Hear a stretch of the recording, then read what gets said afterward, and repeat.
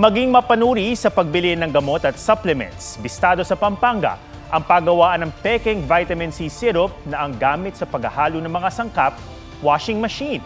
Yan at ang paalala sa kung paano matutukoy na peke o hindi ang bibilhing gamot sa report ni John Consulta. Exclusive.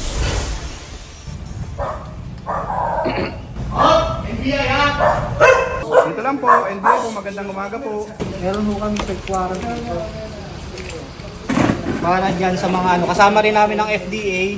Huli sa akto sa isang compound sa Arayat, Pampanga ang pagre-repack ng peking vitamin C syrup para sa mga bata. Nadiskubre ng NBI Region 3 ang paggawaan ng magsubong ang isang dati nitong empleyado. Halos 400,000 pesos na halaga ng nakaboteng peking vitamin C syrup ang nakumpiska. Walang bitamina talagang nakukuha rito. Ito, pambata pa. Siyempre, ang bata madaling magkasakit. Madali yung mababa pang immune system nila. Kaya nag-expect sila na makakakuha nga nitong vitamin C. Wala pala. Yung pala, wala. Ang isa sa mga ikinagulat ng mga ahenteng ng raid ay yung kanilang nadiskubre na yung mga raw materials na yon, na asukal, food coloring at food flavoring, ay dito lang pala sa washing machine na ito inihahalo ng grupo. Washing machine para mag-mix, magsama-sama, saka naman nila ipinapasok sa mga bote tulad nito.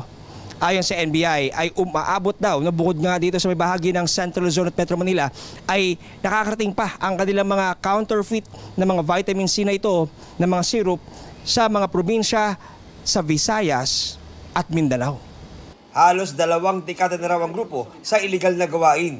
Arestado ang may-ari ng pagawaan na sinisikap namin mapuna ng pahayag. Sabi ng FDA, ilan sa palatandaan kung peke ang gamot ay kung kakaiba ang itsura ng pakete nito.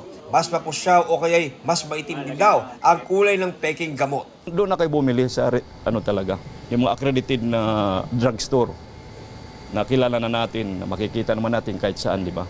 Kaysa naman bibili ka dyan sa gilid-gilid, mura pa, pero wala namang epekto. Yung efficacy, wala. John Consulta, nagbabalita para sa GMA Integrated News.